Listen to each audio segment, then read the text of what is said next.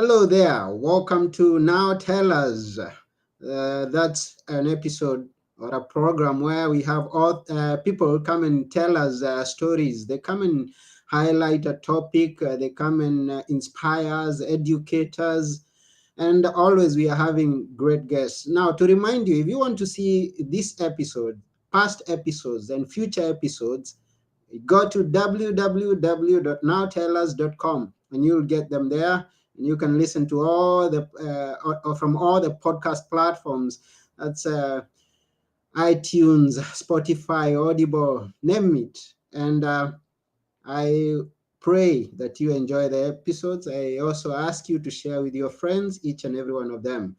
And now, I'm your host, Anthony Morore, and I'm welcoming you. And we have a great guest with us today who was jailed in Beijing. But we're going to find out about that story from him. And what we are going to get from the episode, I believe, is great. So stay tuned and comment, ask questions as we go. And without taking one more minute, I'm going to invite to our show our guest today, who is Chancellor Jackson. Hi, Jackson. Hey, what's going on, Anthony? How you doing? Blessings and balance to you, and blessings and balance to everyone that's tuning in right now. Appreciate you for having me. Thank you, and it's such an honor to have you here. Now, to get us started, can we know who is Chancellor Jackson? For sure. So, Chancellor K Jackson is the full name. I'm from Atlanta, Georgia, where I was born and raised. Played football vast majority of my life. So, football helped shape a lot of my character and develop me as an individual and as a spirit. So, I got to play in high school and then got to play in college for 4 years. And that's where I obtained my bachelor's degree in communication and media studies. After I graduated from Stetson University, I landed my first job teaching English to children in China. So that's how I ended up out there.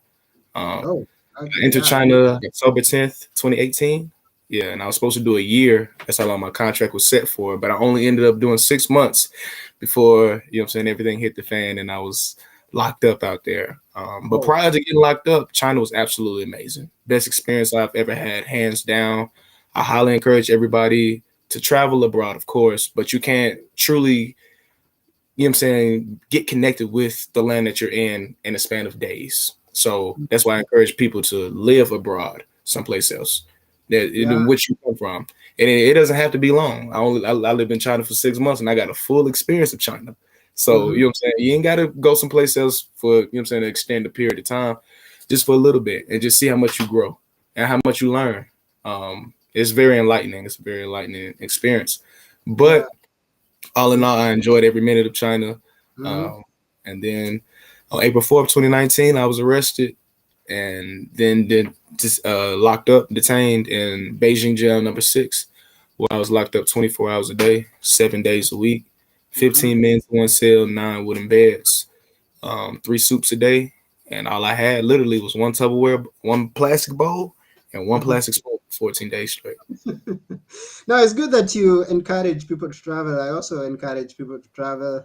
Uh, Personally, I'm in Athens, Greece from Kenya, and Yeah, hope to travel, be in Atlanta, Georgia sometime. Maybe we will see yeah, in the yeah. future. And actually, my mother used to say that he who never travels thinks that it's only his mother who cooks best. No, thanks. So you gotta travel to find out some other tastes, learn some new cultures, and get to enjoy life in the travels.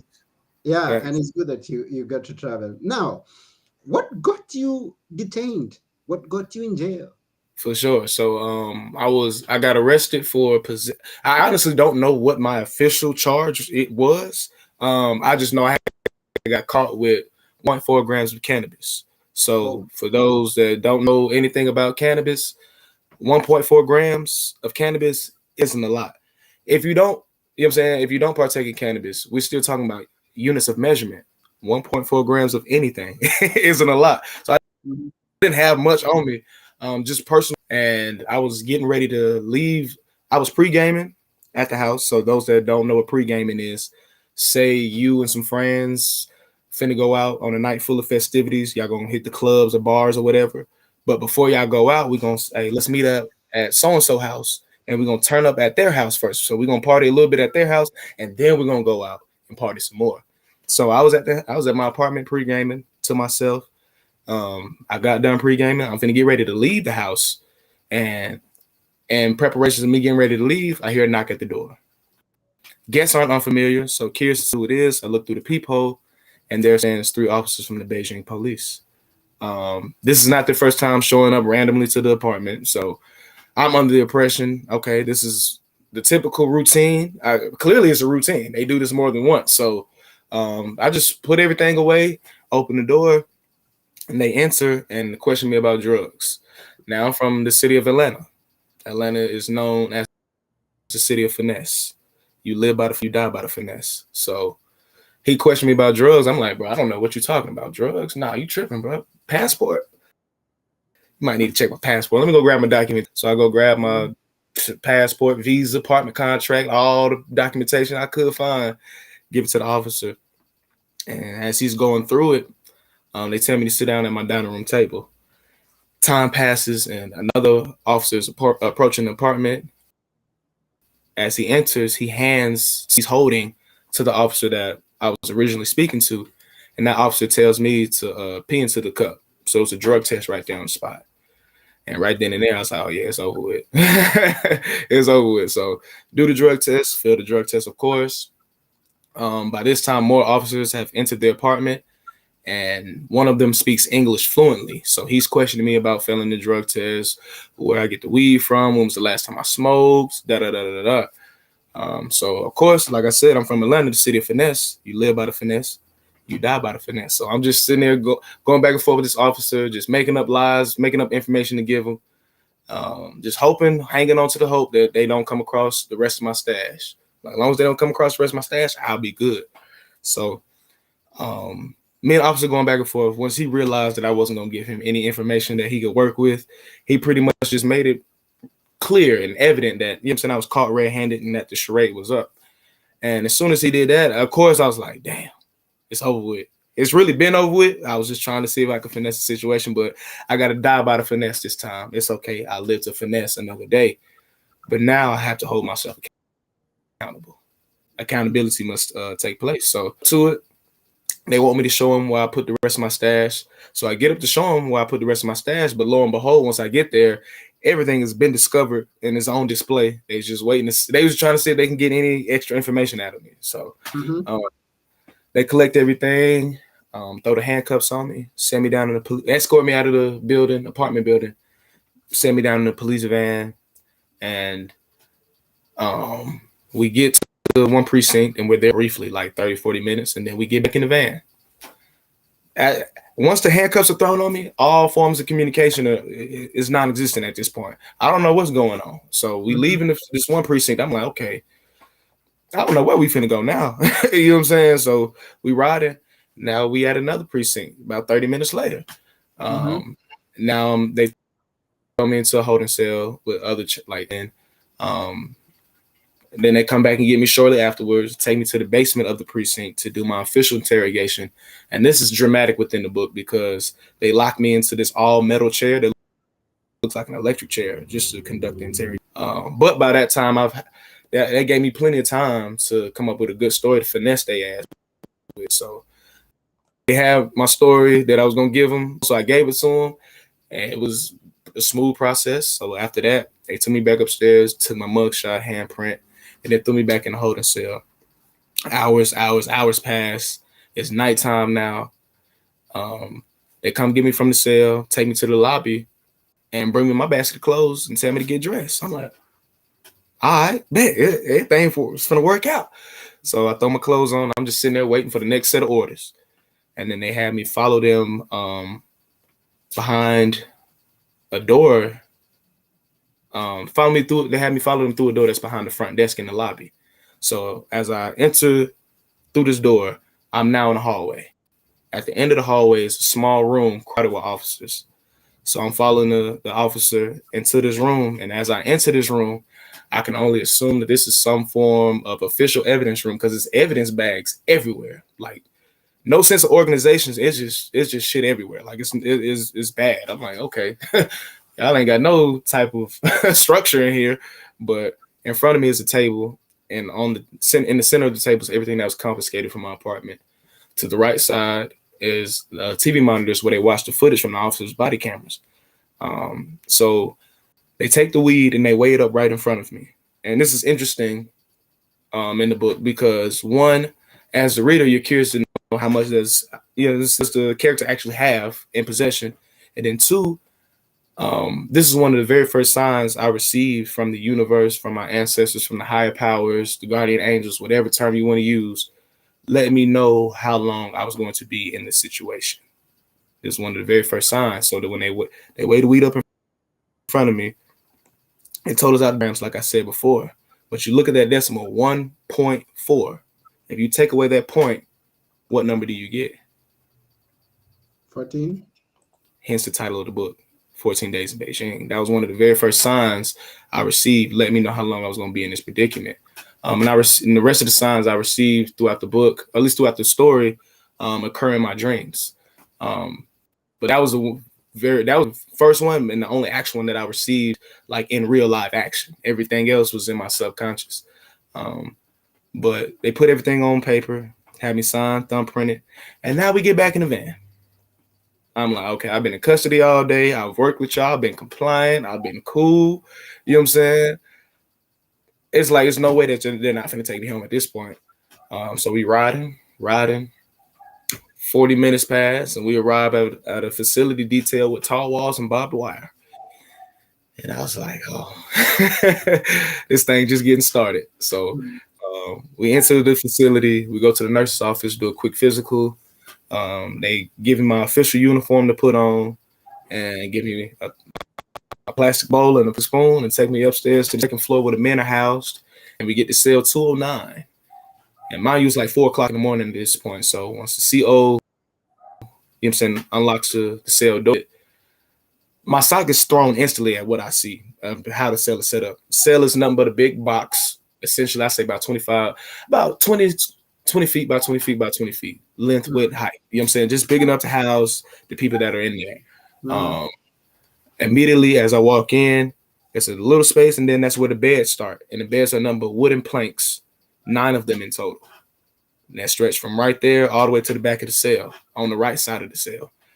To my left is the bathroom. It's its own separate room, but all the walls are made of glass so everybody in the cell can see inside. And the bathroom comprises a sink, a squat toilet, so pretty much a hole in the ground that you got to squat over. And then the shower with nothing but a water hose with a shower head duct taped to it. I got black mold coating the walls, gnats and insects flying around. So it's not the most sanitary place, to say the least. So instantly what I see, though, the first thing I see when this door opens is a huddle of bodies sleeping. Because it's 4 o'clock in the morning. So on the beds is a huddle of bodies sleeping. I'm talking about, I describe it as a slumber party in the book. Like back in the day when we was younger, we had like a little sleepover with our friends or family. And it's only like a 10 amount of space to sleep. So we got to sleep head to foot. Like we got to make room. That's how it looked. So I do a head, and across from the inmates sleeping were 2 inmates standing up against the wall, wide awake, watching them sleep. 4 o'clock in the morning. Yeah. So of course, with them being the only people up, we make eye contact, and we just have this awkward moment of just confusion and silence, because the last thing they expected to see come walking through this door was his brother with locks. You know what I'm saying? That's the last thing they expected to see. And then the last thing I expected to see was two Chinese dudes watching other Chinese men sleep. So we just like, what's going on here? What are we doing? So I do a head count of the people in the cell. It's 15 of us in the cell. So that's why, and there's 9 wooden beds. So I'm like, well, that's why it looks like a slumber party. You know what I'm saying? There's only a limited amount of space to sleep, so everybody got to make room. So I approached the slumber party trying to find a spot to lay down. And one of the inmates that was up taking watch, he wakes up to people to make room for me, and they do. And they have me set my bowl and my spoon in the cubbies that's up underneath the bed. And then I lay down on the wooden plank between 2 Chinese dudes with my hand on my chest, stand up at the bright light just like this on the ceiling. And that's when reality fully kicked in. Like, you know what I'm saying? You're in here. We don't know how long we're going to be here. Nobody knows we're here. Nothing has been explained to us as far as how this process works, how it operate. Um, we can't really communicate with anybody. It's not looking too good. It's Mhm. not, but I have to hold myself accountable. I can't Mhm. blame nobody. I can't blame nobody for me being in this situation, but me. I made a choice, face the repercussions from that choice. So it is what it is when it comes to Mhm. that. It's nothing, you know what I'm saying? No point of crying over spilled milk. Now, moving forward, what the hell needs to take place for me to get on up out of here? All right, well, you got to become missing on people's radar. People got to realize you in here. All right, so what needs to happen for that? Well, you're supposed to show up at that event. You know what I'm saying? You're going to go Mhm. meet some friends and colleagues at the event before you got Mhm. locked up. So you didn't show up, and I'm sure they called you and you ain't answered. Is that a red flag? Not really. Is it weird? Yes, but you know what I'm saying? You know what I'm saying? It's noticeable. All right. Mhm. So, all right, what else needs to happen? Now, when I don't show up for work Saturday and Sunday for my 8 o'clock classes, all hell is breaking loose because they got to find somebody to cover my classes last minute. And then, two, one of the colleagues slash friends I was going to meet at that event the day I got arrested, me and Mhm. her work at the same exact school. So I didn't show up to that event and I ain't answered my phone. And now I'm not showing up for work and I'm still not answering my phone. Some red flag. Mhm. Something's all right. So that's one factor. The other factor, I had a girlfriend at the time that still lived in America, but we talked regularly. So I was like, when I don't respond to two of her messages, all hell is breaking loose again. So it's like, I know for I'm gonna have to at least sit through this weekend before I become missing on people's radar. So we're gonna have to thug it till Monday, and then hopefully come Monday, the search for me will begin. But until then, hey, we gonna have to, you know what I'm saying, hold it down. So yeah, first 3 days I was the only English speaker, only foreigner in my cell. So it was no form of communication for 72 hours. So it's just a lot of reflecting, a lot of time to reflect. And I don't think nobody, honestly, unless they're incarcerated themselves, right now, nobody has 72 hours for you to just sit back on your ass and just solely reflect. Mhm. 72 hours is just nothing but reflect. I'm talking about that's literally all you're going to do is reflect. You don't have that much time. You know what I'm saying? You have too much stuff Right. going on. It's, you know what I'm saying? Right. Bills, you have too much stuff going on to be worried. You know what I'm saying? To have take that time to yourself. So just Yeah. being granted that opportunity, it was beneficial. You know what I'm Mhm. saying? Like I said, you don't get that opportunity to have that, you know what I'm saying, that extended amount of time to self-reflect. We might be able to self-reflect for an hour, maybe if that, you know what I'm saying? That's gonna Mhm. be about it. So it was definitely a lot of self-reflection and verse new, that's the most of no contact that I could handle mentally. And then Mhm. on the fourth day on chapter 4, I moved to a new cell, and now I'm amongst two English speakers. So now I can communicate with somebody, one, and you introduced to two new characters. One is a Chinese American from California, the other one is Brazilian from Brazil, but they're both fluent in English and Mandarin. Um, Okay. so we can start connecting the dots as far as how this process works, how the jail operates. But as far as how long I'm gonna be here, I have no clue. But ironically enough, everybody else knows what they are charged for to the T, to the, you know what I'm saying, the last detail. You know how Mhm. many days they're sentenced. Everybody knows all of that information. I'm the only one that didn't receive anything. Okay. So it's just interesting. You start to meet all these. You can now learn about these other characters, and we can also learn about the Chinese people because now I have translators, so I can communicate with them as well. Mhm. Everybody knows all of their information. I'm the only one that, man, for some reason, nothing was communicated to me.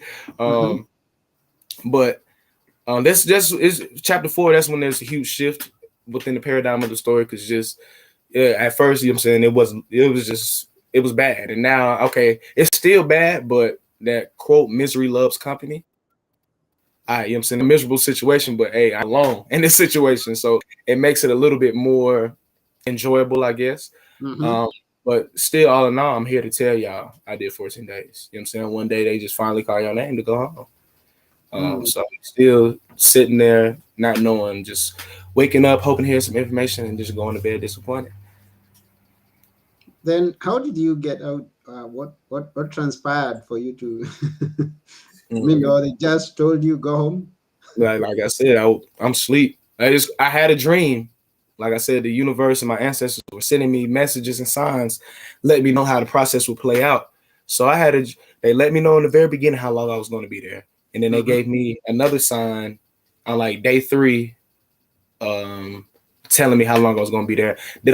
Was I conscious enough to catch the signs they were throwing original, like when it first happened? Hell no. It wasn't until I started writing the book and editing it, that's when I was able to pinpoint like all the different signs they delivered. I'm like, dang, they sent me a bunch of signs. I just was so caught up in the moment, it went clean over my head.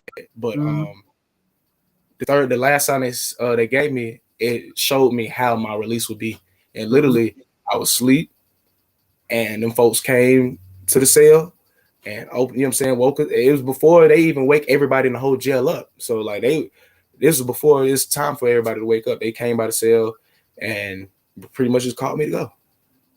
And that's exactly what happened verbatim. For the most part, my dream was spot on. It was spot on. Mhm. So they just came, just called my number.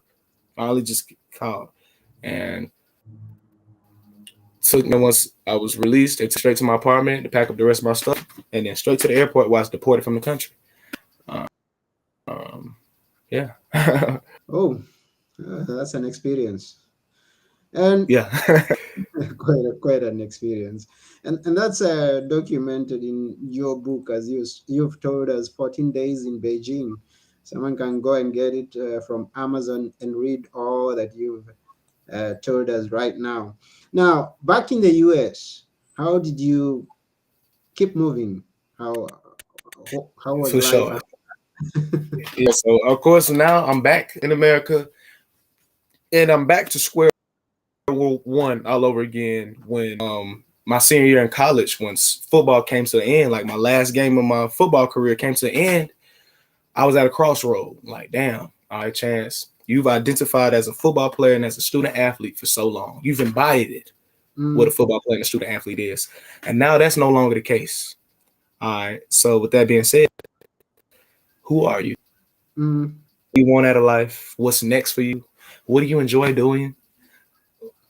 What do you aspire to be? What's your purpose? I couldn't answer any of these questions. mm-hmm, And it took me job searching, and for 8 months, so I finally landed the job in China, then going to China, getting locked up, then coming back home, and now I'm back to square one all over again. Back like my senior year of college. All right, what we gonna do? Well, you know what I'm saying? But we had we had differences. We had them with something, and the mm-hmm, momentum just so happened to be education. And I'm like, regardless of how it played out, with this being on your resume, you taught in a different country. That's a door opener. That's going to open doors for you. So mm, we got to continue to use this. You know what I'm saying? We're gonna use this experience for sure. We're gonna use it to the best of our advantage. So I'm still in education. With that being said, I fell into coaching football, high school football, mm-hmm, played it. So it was easy to pretty much fall into. I really wasn't even everything I'm doing right now. You couldn't have told me I was going to be doing once football came to an end for me back in 2017. So mm-hmm, I still educate, tutor, and teach and stuff like that. I started writing 14 Days in Beijing that summer of 2019, um, and then released 14 Days in Beijing on. So I got locked up on April 4th, 2019. Right, I released the very first version of 14 Days in Beijing on April 4th, 2020, the mm-hmm, anniversary year that everything popped off. Sale, I was ranked the number one new bestseller in 3 different genres. And then, of course, since then, it's ranked 14 Days of Beijing is ranked number one over 15 times, multiple genres. So with all that success, I ended up, I fell into coaching at-risk teens in my county. So we work with teens that got arrested for drugs or arrested for doing something crazy. It's just doing something crazy. And we use 14 Days in Beijing as a part of our lessons to pull our skills from. So we'll read chapter and I have discussion questions for them to reflect off of, you know what I'm saying, Lucky's journey. And then now let's piggyback to your journey and what your situation is like. And let's see what can we pull away from your situation to better you yourself moving forward and all of that. And just making them think and exposing them to just different perspectives that I know for a fact nobody's posing to them, just based on, you know what I'm saying? Who, you know mm-hmm. what I'm saying? situation and you have nobody around you that's, you know what I'm saying, in your ear like this. So that's how I got into that. I also coach aspiring authors now. So people out there that have a concept or an idea for a story but don't know how to go about getting it on paper, or you've written a whole story but don't know how to go about publishing it, I can walk you through either process. You know what I'm saying? From the very beginning all the way to the end. So I, you know what I'm saying, help people out with that. I also have my own publishing company, which all my books are published through, and my service is ran through. And we have one client in particular that we've been working with since last year, who just published his book a couple weeks, like last week. It's called The Fatherless Child, and his book ranked #1 new bestseller in 2 different genres. Mm, So we were that's very, great. very excited to be a part of his process, and I knew it was going to be a great story when I was editing it. It's a literary fiction drama, and it's based on his experience getting molested as a child at the age of 10, and he was molested by were children themselves. And Mm, it's how the change of events, pretty much how that shifted him, and eventually what caused him to become the person who he is today, being a part of the LGBTQ plus community. But it's a powerful, powerful, powerful story. So I knew it, and I knew it was gonna go crazy. Just editing, I was like, it's gonna go crazy. So I'm just happy to, you know what I'm saying, show somebody the ropes and then they take it and they get success from it on their very first try, just like mine. You know what I'm saying? My very first time writing the book, my thing went crazy. So it's just like just helping people out in that facet, because we all have stories. The best yeah. teacher life is own experience, and we can learn from others. So helping people put, you know what I'm saying, share their stories in a way that most people think they can't even do. People think becoming an author is this godlike ability that only the special among us will ever get to experience. When like, no, that's not the case at all, bro. Anybody can do this, and I can show you how simple it is. But in addition to all of that, I also own. I run a car rental service, so I rent cars out to people. Got a car rental service. So yeah, man, I'm just running a couple marathons trying to get established. You know what I'm saying? Like, Mm, you know what I'm saying? It's hustling and motivating, encouraging people to, you know what I'm saying, learn themselves, find their purpose, and to pursue their passions and endeavors while encouraging others to do the same. mm.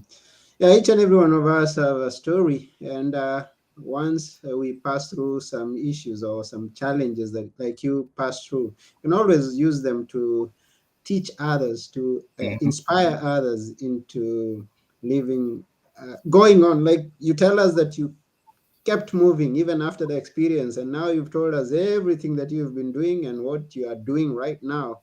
So it doesn't stop you from doing what you were meant to do.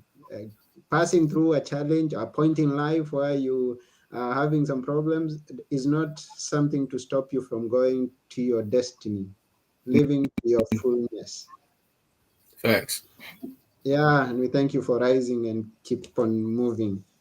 And yes, um, I pray that you keep guiding the youth in the right direction, even as you use your example to tell them where you've been. Let them look forward to a brighter future because of your story. Facts. That Uh-huh. is So, how can people connect with you? Those who could be interested in knowing much more about your story, or maybe uh, coming for help in their writing. We have some people who are watching us. We thank each and every one of you who is watching us. Um, and one of the viewers, Mark Vos, says, "Hi guys, interesting story. I was wondering if any financial support came from movements like BLM, for instance, to help young guys and prevent them to end up in crime and help them on their journey. Did any of their funds go into the community, etc?" I doubt it. It's so many. It's so much to be said about the Black Lives Matter organization, and I mean that from it's people that say a lot of positive things, and it's also to be the same amount of people that say negative things about that organization. So I feel like that's just a slippery slope. Honestly, like Nipsey Hussle said it best. Um, the best teacher in life is your own experience. Mm-hmm. You know what I'm saying? You can sit here and preach. There's plenty of people that do a lot of preaching and lecturing already to, you know what I'm saying, the masses, to the younger generations. But still, like they said, you're not gonna save everybody. You Mm-hmm. might be able to save one or two and a whole in a whole population of, you know what I'm saying, maybe 100. You might only be able to get a handful. Mm-hmm. So it's like you're not going to save everybody. A lot of people got to learn themselves. You know what I'm Mm-hmm. saying? So Yeah. you know what I'm saying. So honestly, the individual has hopefully that individual has some type of guidance around him, and they just most importantly they got to be willing to uh, want better more for themselves, and not to get trapped in this system. You know what I'm saying? Because it's easily to fall victim to it and dig yourself a hole to the point you can't even crawl out of. You know what I'm saying? So yeah, Yeah. Then we have Kelly Dolman. Thank you very much, Kelly. I say the actions definitely speak louder than words. Yeah, thank you for that contribution. for sure. On me. Yeah. Uh-huh. And every other person who may be watching us, those who get to watch us after we are through and or listen to us from the podcast platforms that we upload, we thank you and we welcome your feedback. And please remember to share this episode with your friends. At this point, we are almost coming to the end of this show, and I'm asking Chancellor Jackson, how can people reach you? That's the question that was going on. For sure. Um, the best way to figure out to find me is the best search engine out there. Google Chancellor K Jackson. You'll find all my social media platforms, my website, chancellorkjackson.com. You'll find my books, which are available on my website as well as Amazon. You'll find other interviews I've done. Done damn near 100 of them, so you'll be able to find pretty much all of them. So yeah, just Google me, Chancellor K Jackson. If anybody is aspiring to be an author, y'all can tap in with me, reach out to me on any of my social media platforms, my website, email me. You'll be able to find all that just from Googling me, for sure. Hmm. Yeah, and our viewers want us to stay much more here. And I also saw that you have a link tree. How do we Yeah. pronounce this? Is the linktree.ee. So you can always get to Jackson through linktree / Colre. Oh man, I'm exactly. sharing that link to with people so that they can get to just click and follow you in the other platforms or the other areas. Now, as I said, our viewers want us to keep staying here.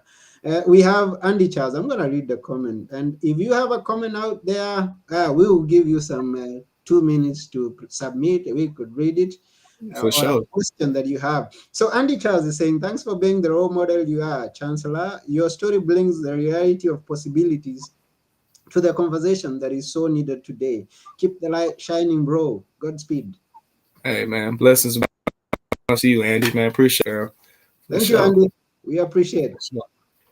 For sure. Yeah, so that's just about it for today. But before we go, Chancellor, can you leave us with a few words that we should always remember? For sure. Yeah, I got a perfect set of words for y'all. So it's a quote, it's a long quote, and it's by Nipsey Hussle. For those that don't know who Nipsey Hussle is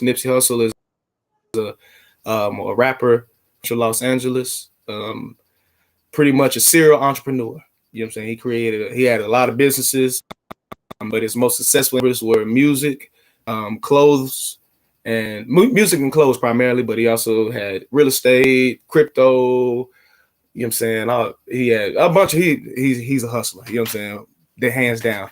But Mm, the quote goes, long-winded, running through this life like it was mine. Never settling, but setting every goal high. 1,000 burpees on the path to my own self-destruction or success.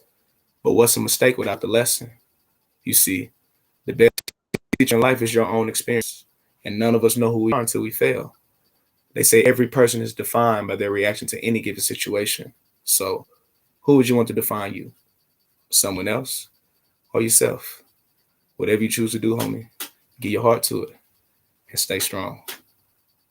Hmm. Wow. So, to all of you who are listening, those are the words coming from Chancellor Jackson that he shared with us this day. It's been a wonderful episode. We thank you. All of you who are watching, all those who are listening, we thank you. And once again, we thank Chancellor Jackson for taking his time to be with us here. And I've been your host, Anthony Mwerore. And together with Chancellor Jackson, we are saying bye for now. Peace. Bye.